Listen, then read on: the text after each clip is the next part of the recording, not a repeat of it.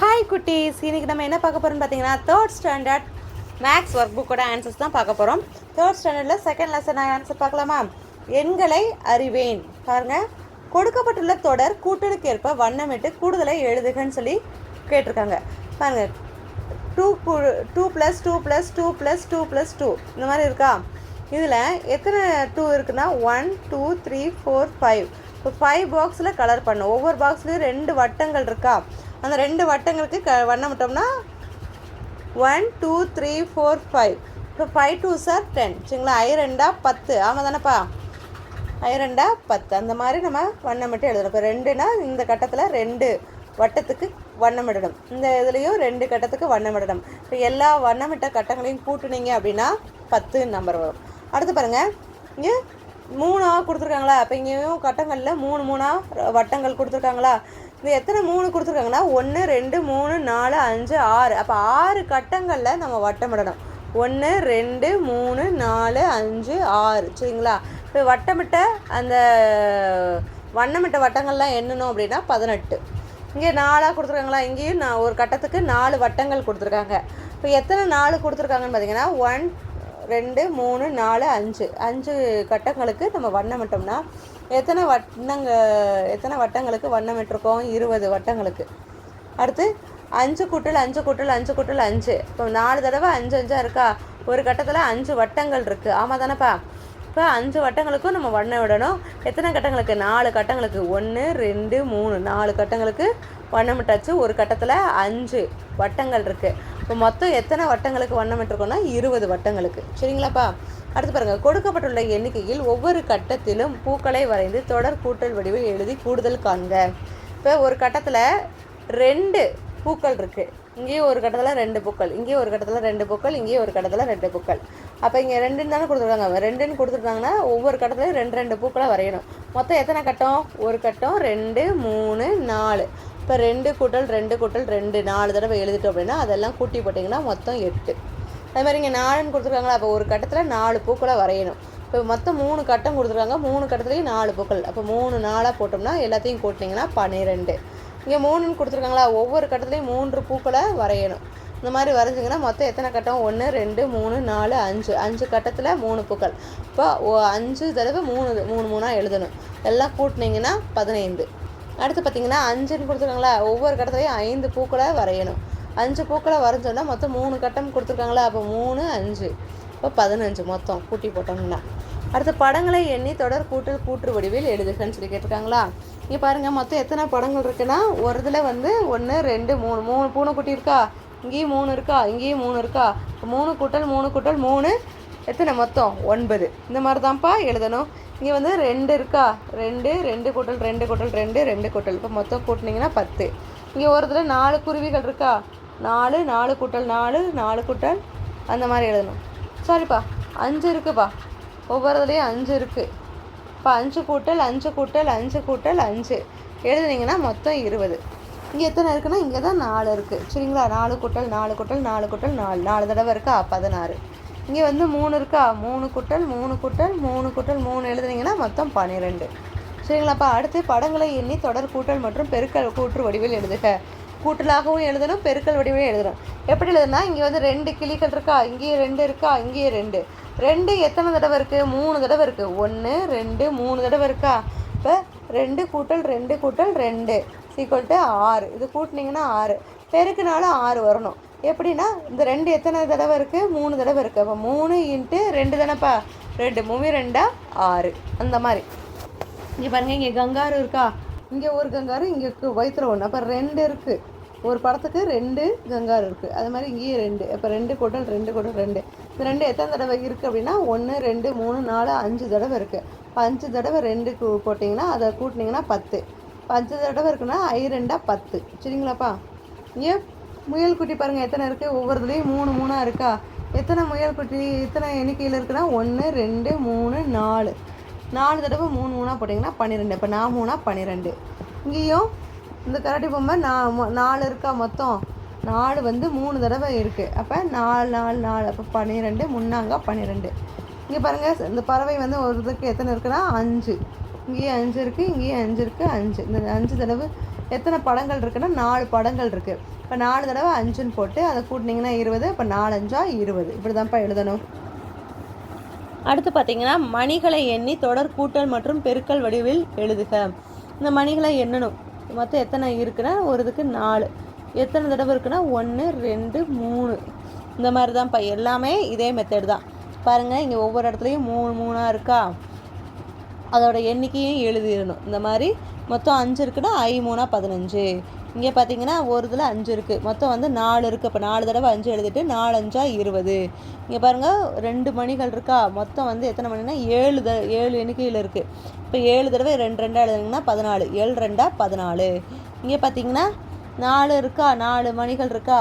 இப்போ எத்தனை எண்ணிக்கையில் இருக்குன்னா 1 2 3 4 5 எண்ணிக்கையில் இருக்குது. இப்போ 5 தடவை 4ன்னு எழுதுனீங்கன்னா அதை கூட்டினீங்கன்னா 20. இப்போ 5 20. அடுத்து பாருங்கள் படங்களை எண்ணி தொடர் கூட்டல் கூற்று வடிவில் எழுதுக. இங்கே பாருங்கள் 2 படங்கள் 3 தடவை இருக்குது. எத்தனை தடவை இருக்கிறது, எத்தனை எண்ணிக்கையில் இருக்கிறது அப்படின்னு சொல்லி எழுதணும். 2 படங்கள் வந்து 3 தடவை இருக்குது. அப்போ 3 தடவை எழுதணும். இங்கே 2 படங்கள் 2 தடவை இருக்குது.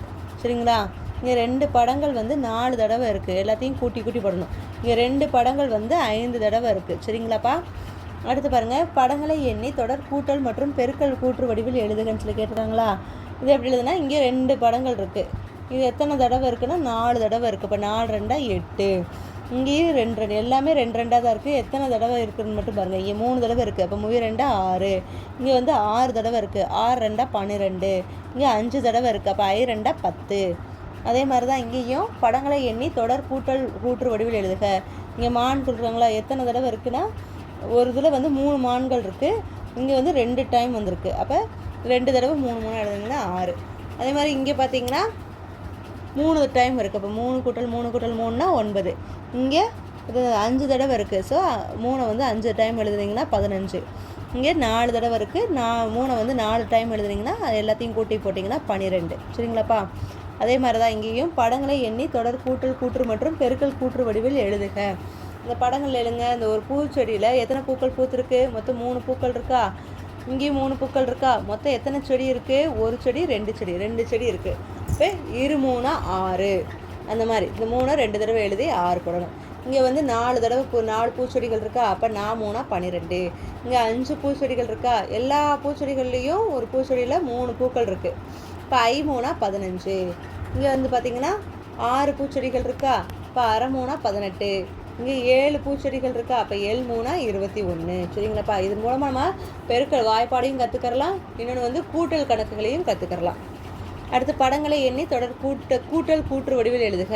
இதே தான். இந்த பறவைகள் ஒரு கிளையில் எத்தனை இருக்குது, 4 பறவைகள் இருக்குது. மொத்தம் எத்தனை கிளை இருக்குது, 2 கிளை இருக்குது. அப்போ 2 தடவை அதை 4 போடணும். இங்கே வந்து 3 கிளைகள் இருக்கா. ஒவ்வொரு கிளையிலையும் 4 பறவைகள் தான். அப்போ 3 தடவை 4 போட்டு கூட்டி போடணும். இங்கே பார்த்திங்கன்னா 4 கிளைகள் இருக்குது. இப்போ ஒவ்வொரு இதுலேயும் 4 பறவைகள் தான். அப்போ 4 தடவை 4 போட்டு கூட்டி போடணும். இங்கே 5 கிளைகள் இருக்குது. 5லேயும் ஒவ்வொரு கிளையில் 4 பறவைகள் தான். அப்போ 5 தடவை 4 போட்டு கூட்டி போடணும். சரிங்களாப்பா?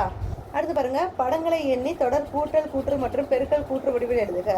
இங்கே பாருங்கள் ஒரு தென்னை மரம் இருக்குது. ஒரு தொகுப்பாக எவ்வளோ இருக்குன்னா ஒரு தொகுப்பில் 4 மரங்கள் இருக்குது. இங்கேயும் 4 மரங்கள் இருக்குது. இங்கேயும் 4 மரங்கள்.